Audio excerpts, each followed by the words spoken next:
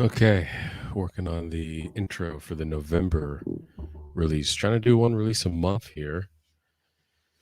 Let's go ahead and actually show the. I'm going to solo working in Ableton, and I'm going to solo the keys. Oh, we got some automation there. That's fine. We'll leave it. The keys. These are the chords that I'm working with throughout just the whole song. Everything's based off of this. And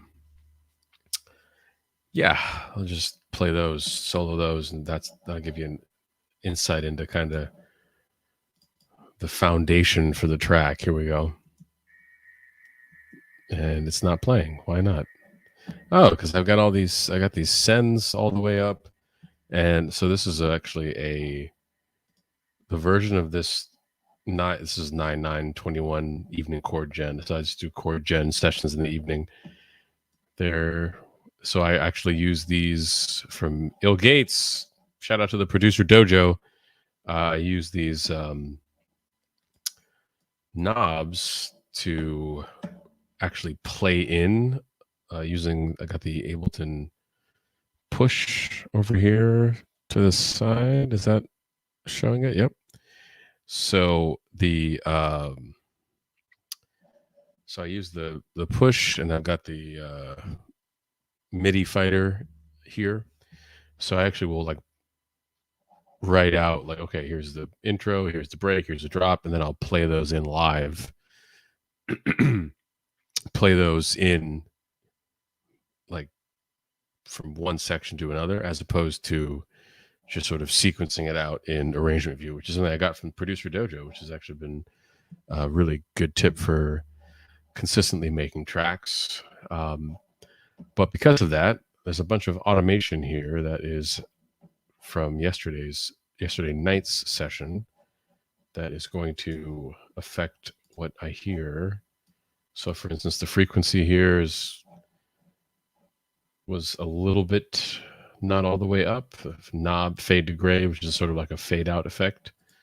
So okay, wait, but on that one I can even see the frequency on that one is all right. So a little bit of cleanup here.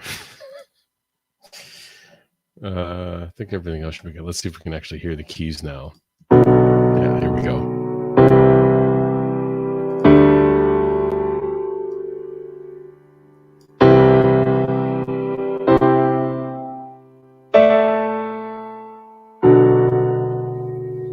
Yeah, so I'm not sure where those chords came from. I'm not sure if they were. Sometimes I'll just do like I said, the working title is Evening Chord Gen V1.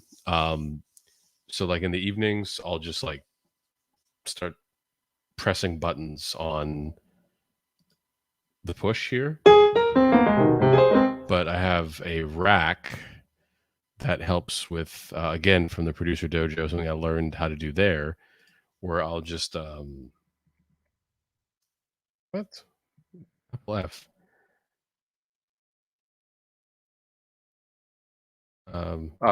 Well, we can actually show it here. So this is like a multi-instrument rack, but I have a version of this that actually uses the scale and chord MIDI plugins in Ableton to actually take a key that you press or multiple keys, and it will play the actual right note in the scale or the chord that you want. So I think that's where this came from, based on the name of the track. But when you for the month of September and really a lot of August too, just went through making a track every day in the mornings. So I don't remember it, and then doing a session at night of more techie stuff.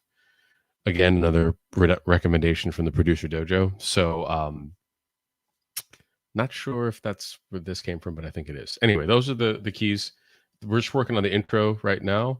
I recorded a version last night that was awful, but the first draft of anything is shit, like I got from Ryan Holiday. Excuse me. So I guess I can upload that to SoundCloud. Is my SoundCloud in my YouTube? I'll have to add that in there, but I'll do the demos on SoundCloud. I'm not going to put those out really anywhere else because they're pretty bad. All right, so this is the intro. It has 3 sections here on the right. We've got intro, intro plus, intro plus plus. So really, we're looking at what is 8 times 3? 24 bars of like a sort of intro moment, and then getting into the actual meat of the song. So this is the intro that that I have so far.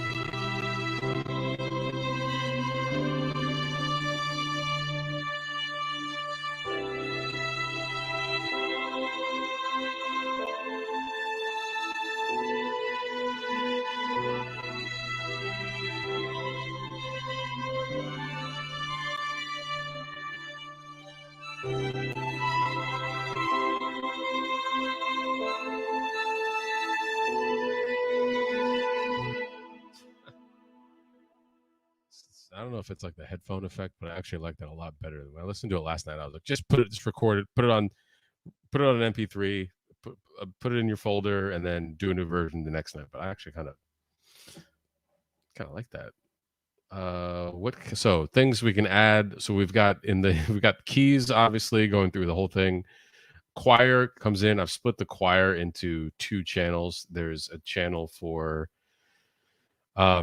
this is a lower octave here, or sorry, higher octave, and I really like this. This is the Labs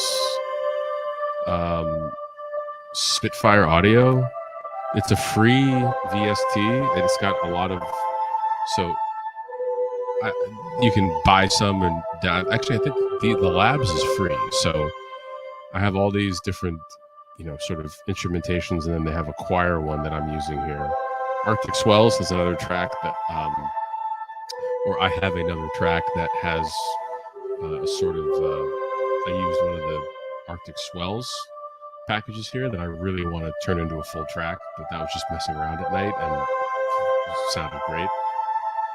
So we got the choir, and this choir here is a lower octave. One thing that I'm still trying to figure out with Spitfire is I have to really boost it a ton. So I've got a limiter here. It's boosting at 9 decibels, but I also have a limiter on the. Let's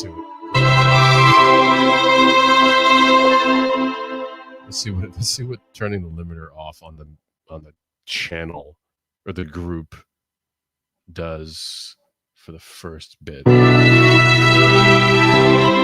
guess I could just turn the limiter off, but I was having some issues with that before. Choir was too quiet, but I guess if there's something that I would say about my last track, which was Dusk on Spotify, is it's too loud. There's too much. It's just too loud. Like, not in a good way, and not because of compression, just each element is just too loud. I think like if you listen to it like on a good set of speakers, you can hear like the distortion, or let me not say a good set of speakers, like even on like an Amazon Echo, which is a high quality, but it just, when you listen to a track, I was listening to Spotify today during work all day, like the songs aren't distorted, and if they are, it's for effect. That was not what I was going for. So anyway, we're going to leave the limiter on Labs Choir. So we've got the choir going. The only thing happening in drums is that I use tracks for a click, track for sidechain compression later on, so it just kind of gets copied and pasted. And then there's a gate track that again is just, it's doing the same thing for any effects that are, or tracks that are using the gate effect. There is a bass on here that is using, this is an Ableton preset, the Depop bass. I quite like it. If there's a part of making music that I'm the weakest at, it is absolutely bass. In fact, now that I've soloed this, I'm like, this is not good at all. Let me take a look at the notes. These are too high. Yeah, these are way too high for a bass. Okay, actually, I'll tell you what I'm going to do first. Yeah, I'm going to have to save this as a new version because there's already a lot of things that I'm like, nope, this is not going to work.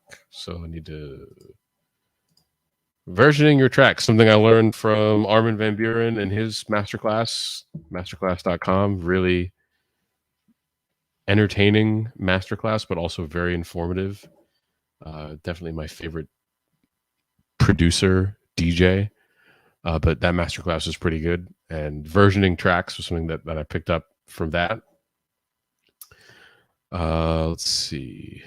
So it's going to take a year to save the track. This is something that I guess we can see the beach ball going there. Oh, you can. It's actually not showing it on the beach ball on the stream. Okay, but it is beach balling. So yeah, we're gonna let that go. Okay, so what I was saying earlier is if there's an element of me as making music for fun that I'm the weakest at, it's definitely the bass lines, not necessarily the instrument or the notation, because I don't know notation at all. I don't really know music at all in terms of playing music, but like bass lines to me in a song, it's like something you really take for granted if you aren't like thinking about it. Like it's just such a crucial element, especially for dance music. Like there's a line in that Swedish House Mafia documentary. I think it's actually just called One because that's the name of that song that they did that was huge in Miami Music Festival. Feels like yesterday, but it was actually over 10 years ago, I think that came out. And Steve Angelo's like yelling at he's yelling at like some like person that's working at the venue that they're at about how like he wants the bass to be really deep in the speakers that they're using. He's like, I don't want to hear it, I want to feel it. And like it's he's playing it up for the camera, but it really is something that when you go to like a show or a festival, like the bass is something that you just it just hits you. And yeah, I just took it for granted because it's really hard to make good bass because like you can overdo it, and then in my case I think I absolutely underdo it. Maybe we'll listen to Dusk later and see, but I think that yeah, on the bass line side I'm just anyway. So this is the bass soloed. Yeah, it's too high. What does it sound like lower? Let's see with everything else together. Yeah, there's some delay. There's a delay. Some of these tracks I think have so yeah, we got this Labs choir is going to let me pull up the returns. So it's going to a reverb. I'm gonna pull that down for now because I think that's something I'm gonna have to really think about and maybe automate as we're gonna have to play in the intro. Okay, here we go. This is just the bass line with everything. Jesus.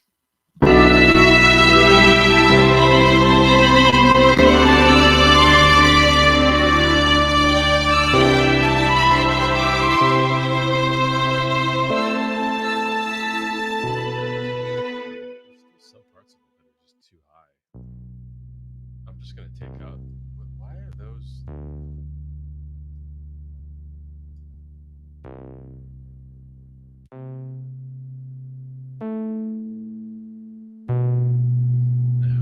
I'll live with it for now.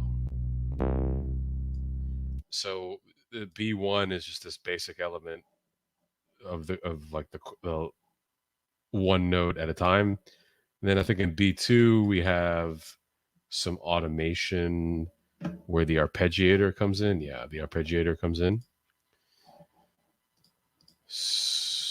Or does it?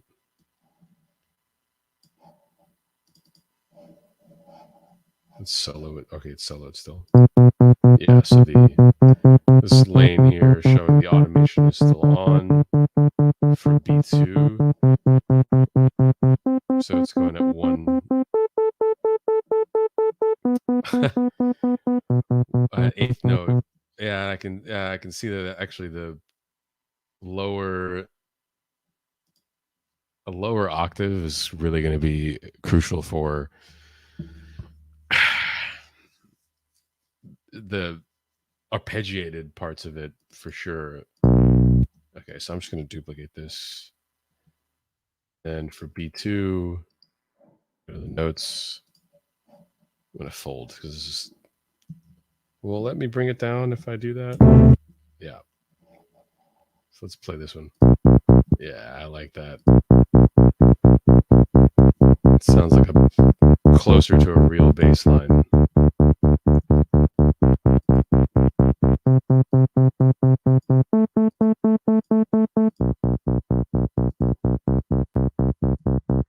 I don't know why I'm over here saying like, oh, we're going to work on the intro, and I'm over here like I'm working through the entire the bass line for the whole track. All right, just the intro, and then other than the bass, we've got choir, which we talked about. This group is called excuse me.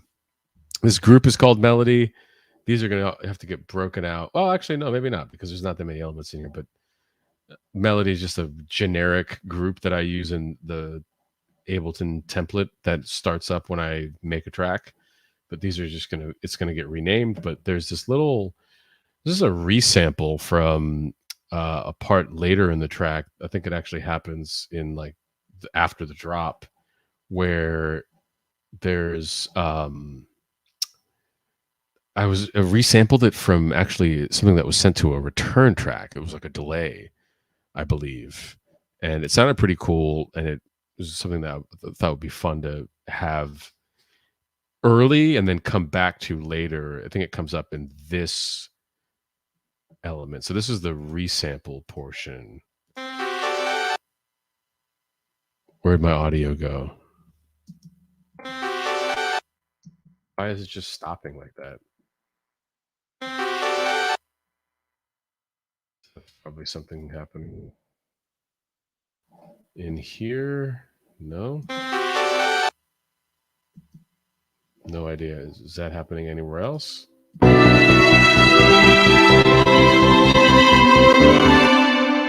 did that just not get recorded when I did it yesterday? Like the resampling recording is there, but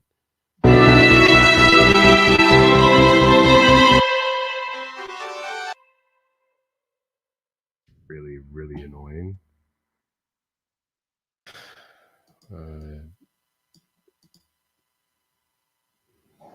Do I feel like debugging that right now? Because it's kind of driving me nuts. I'm going to put on a different track. I wonder how the audio even sounds right now.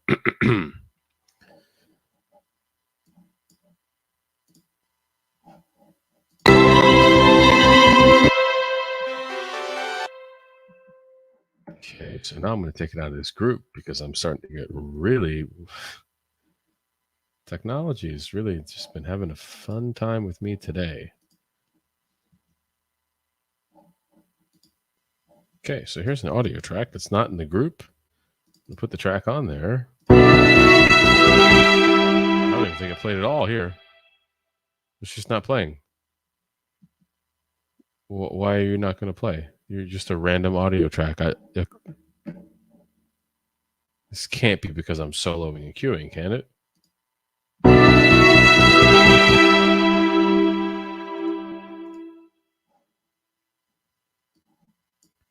So at least I got some of it here. No, now I'm not getting any of it. Can I solo anything? What happened? Let me just... So everything else I can solo. I just can't solo you? This has got to be something in the I.O., right?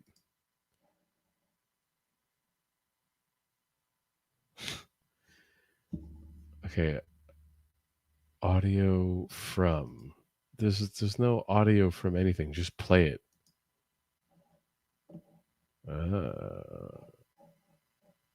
Input device. I don't want an input device. I've got one. All right, so I guess we're not having that element right now because for whatever reason. So I can delete that random audio track. Okay.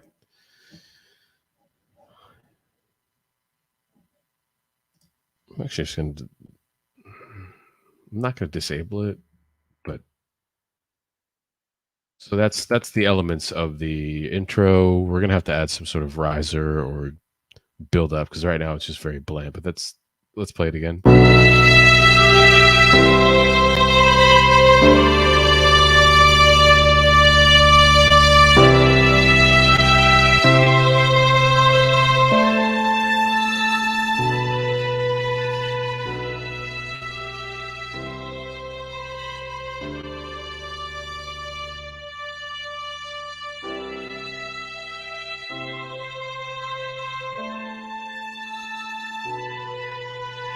So there's some panning going on here. Oh yeah, I forgot to mention there's strings.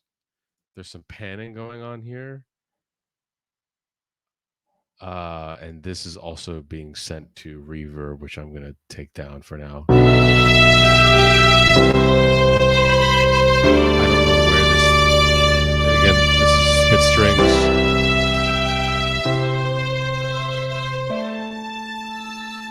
There must be some panning in this VST. It's actually easier. There's so many parameters with spit string. Look at all the things you get with Spitfire audio.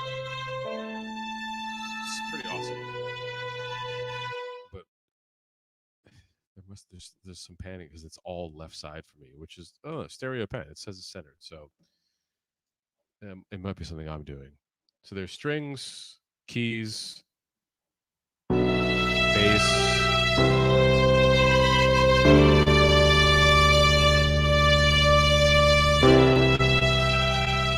And I really do quite like these chords. They totally by accident. That's why it's even in chord gen V2. I just would sit there and press buttons, and sometimes you'll hit a couple that work, and then you just. Great thing with Ableton is the actually, what is the name of this? I've clicked it a million times. Capture MIDI, there it is, and you can just capture what was just played, and then you can go back and tweak it a little bit. So this is very rough. You can see that there's awkward transitions between notes. Look at this one right here. Watch, listen. It's the same note twice in a row. It doesn't really with strings. That's not how strings work, but that'll be worked out at some point or not. I do like the chords though. That's why I saved it and it was like, maybe I can make a track out of this. So that's the intro. What makes sense to add in to make it, or does anything need to be added? All right, so let's listen through the whole thing again.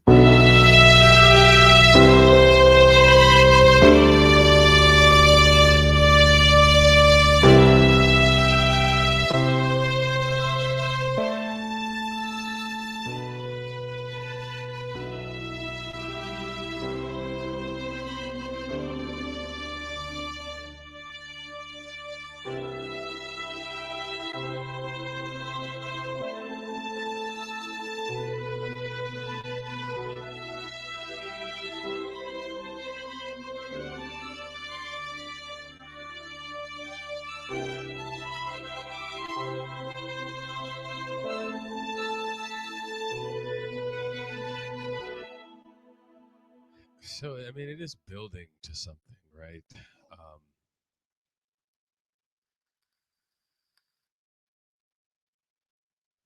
It's really building. If anything, the Spitfire strings, the labs audio, pardon, is a bit overbearing. So if we go back to the very first 8 bars, so that could be something that could be like filtered in and out. I still feel like it's just too loud now. Like I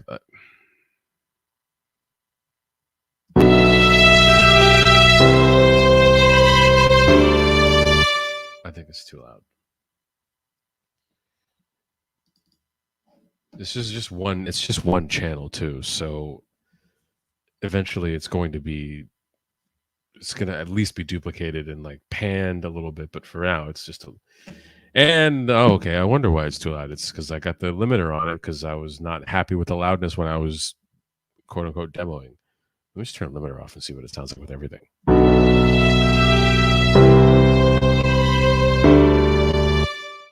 Okay, that makes a little bit more sense to me. It's not. It's. I'd rather have it too quiet right now. Right now the piano is just like in your face, and you have a bass too.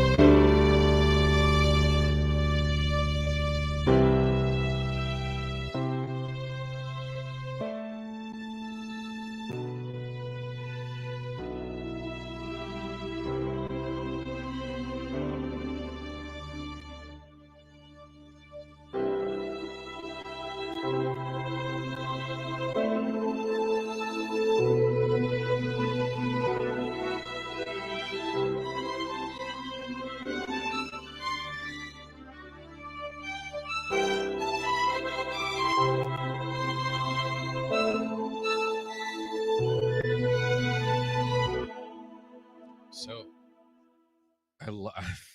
again, I like it a lot more than I did last night. I guess let's see if we can make it a little bit spacier. It's just sort of like song element in your face now. And there's really no mystery to it. It just sort of seems like someone's playing instruments to you, which is what that which makes sense because that's what's happening with when I make music as a novice. So like the strings sound further away now, which is fine. I like that.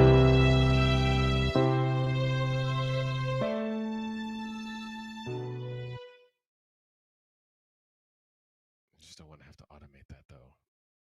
So we're gonna have to play. We're gonna have to play in an intro that uses. So there is a rack in Ableton that I created again, learning from the Producer Dojo. It was a not multi-instrument. That's what I'm looking at now. It was a far away rack. It's actually on some of these tracks, I believe, already.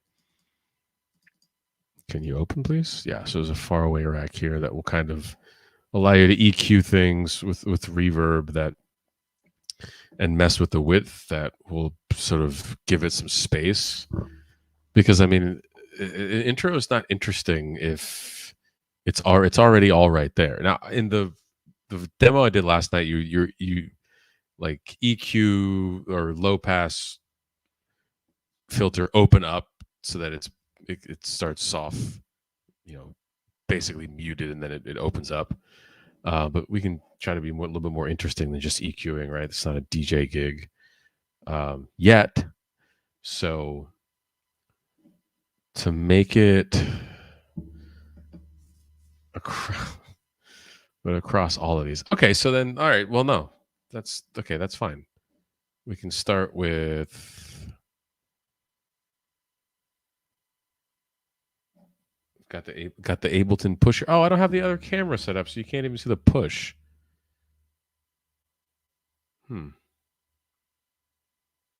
Okay, that's for another stream. But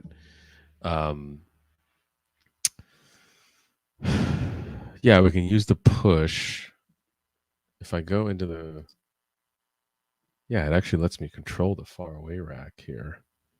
I need to get like a lavalier mic or something, or just a better mic that allows me to move around. This is really for like recording vocals if you're singing or doing voiceover.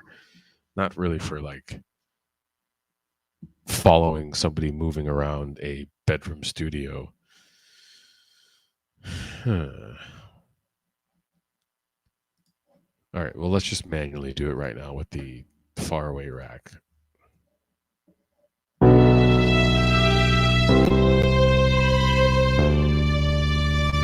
you can really only hear the bass and the strings.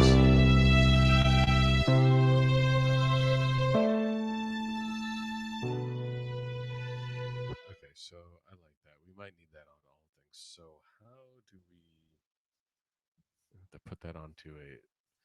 Is it easier to automate it or to map it to MIDI, or you and then use the MIDI fighter, or you can't see the push? It really pisses me off. Or use the push. Actually, the push would be the least because I'd have to switch between tracks with a mouse,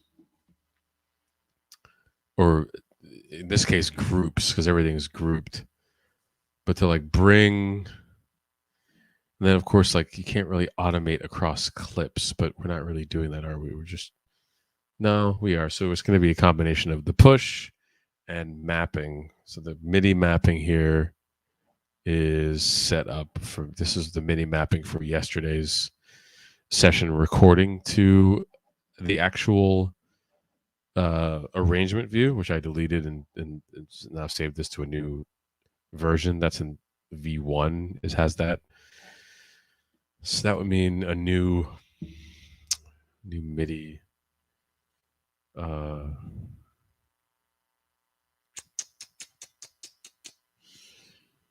new MIDI mapping if we're gonna play that in.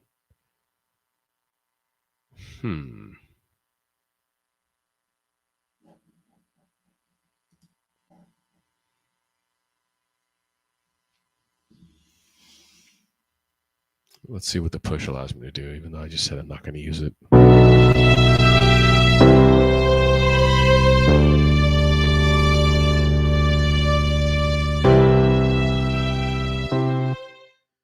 I guess I could do it group by group. It's not the craziest thing. So do like record it into arrangement view group by group. But it's no, because I still have to, because how am I going to record? Oh, I record automation.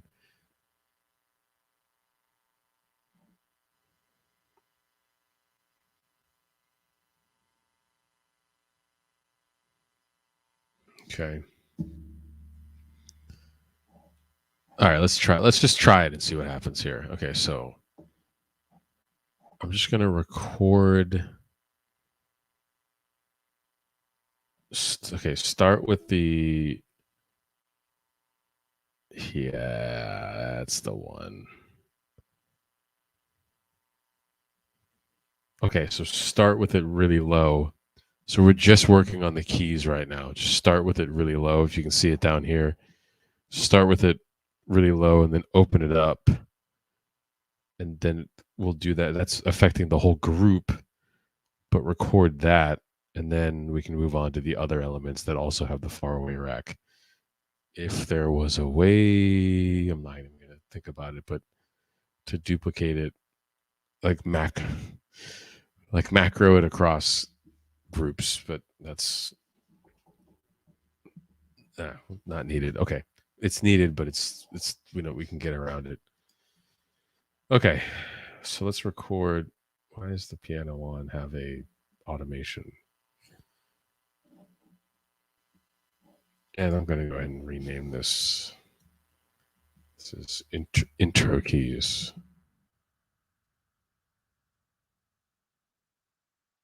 Keys. Okay. That's still there. No, it's on pluck. What? Oh no. Okay.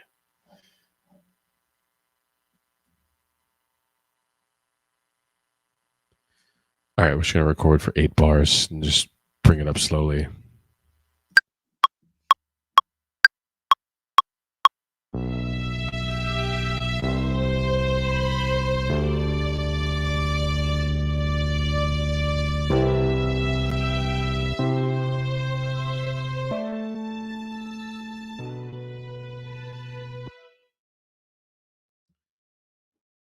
So I wonder if that actually so if we go into did it only record that one? No. Okay, so if we go into arrangement view now and play it. I'm going to stop. Oh, it's already done it. I wonder what it's. So it should just be slowly bringing up the keys. So this red line, like we could automate it by actually drawing in this line here, but I just cannot be bothered.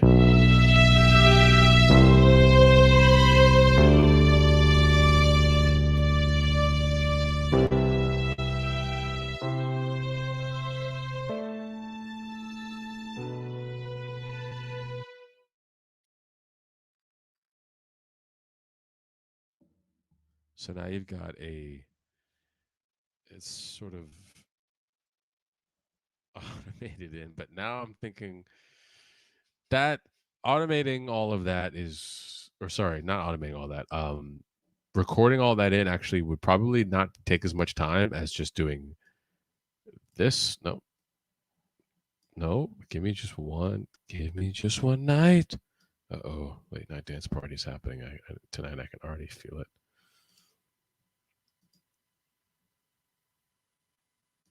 So you're all the way, okay, you're all the way up there.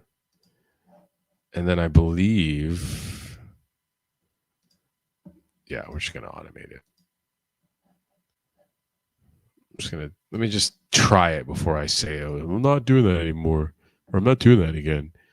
So I want it to ramp up, which is this one. I guess it means I need to apply it to the whole thing. That's fine. Okay. So can I have it ramp up? It's a nice smooth looking curve.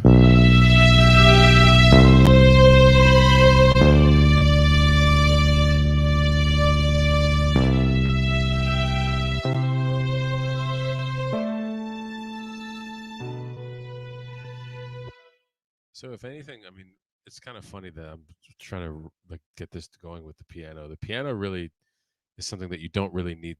That should just be there. I think it's like the string element should probably be the one that gets that sort of treatment. So I'm going to delete this automation. Let's go down to the strings. It's recording click tracks. Great. Thank you. Where are the strings? Okay.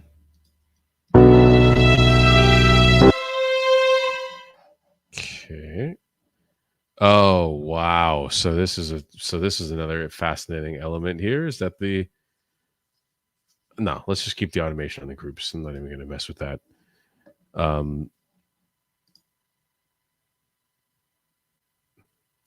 was thinking about putting it on the track and automating it, but the things are going to be moving all over the place.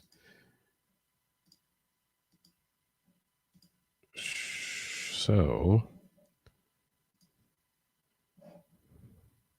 we're going to start there. We go up there. So there's not much to go. So you need to start off really low. And let me see if it will let me automate.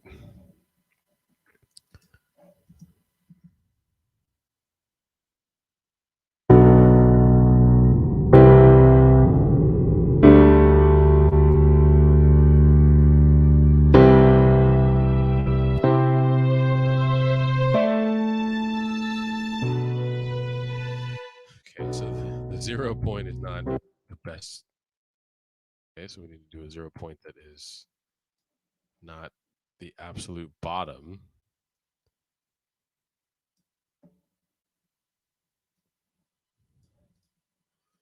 These points just there.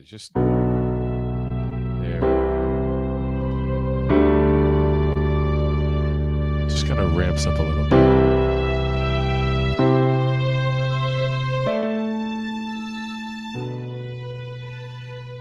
Okay, see, I like that.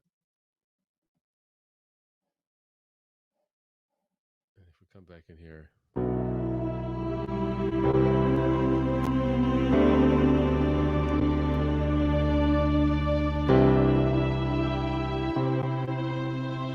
Look at the CPU right now with like streaming and playing on these VSTs. Good work, computer.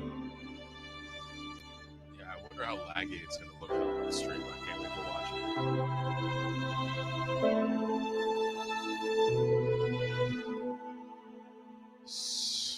In a plot twist, now the choir is too loud, which makes me think that I'm going to go ahead and take. Yeah. So again, I was doing some heavy pushing of the limits with the limiter before, but I just really want to quiet the track down at this portion. You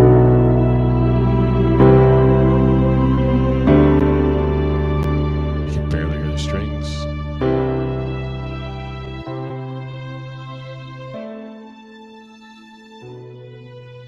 Which really doesn't make any sense, because is that basically mean that in the automate? Let's see it in the automation.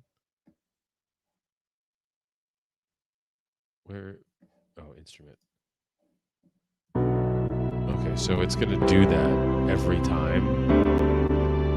This is great. We get to learn about Ableton here. So it's going to do that every time, just because I did that automation like that. I don't want that automation every 8 bars. I'm talking about this macro 1 automation. I don't want that every 8 bars on the instruments. I really need to rename that group section. I just want it in the arrangement view. Wow. That's interesting. So I've got some learning to do about how you would actually do that when recording, like, or when whatever, arranging, recording, playing, etc. I want that automation that I just drew in here to only apply to this part. I guess I bet you this is what's going to happen here. What if I play it after 9? So this is on 9. So it's okay. So this automation ends on the 9th bar.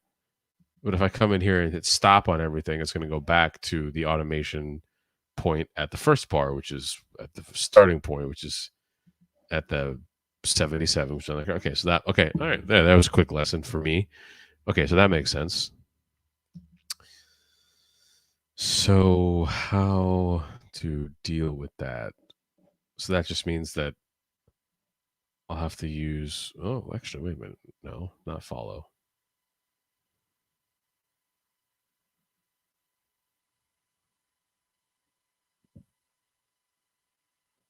Okay.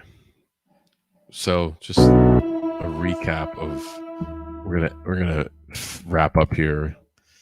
It's about bedtime, but a recap of what we've got so far is this is the intro. This is the first 8 bars.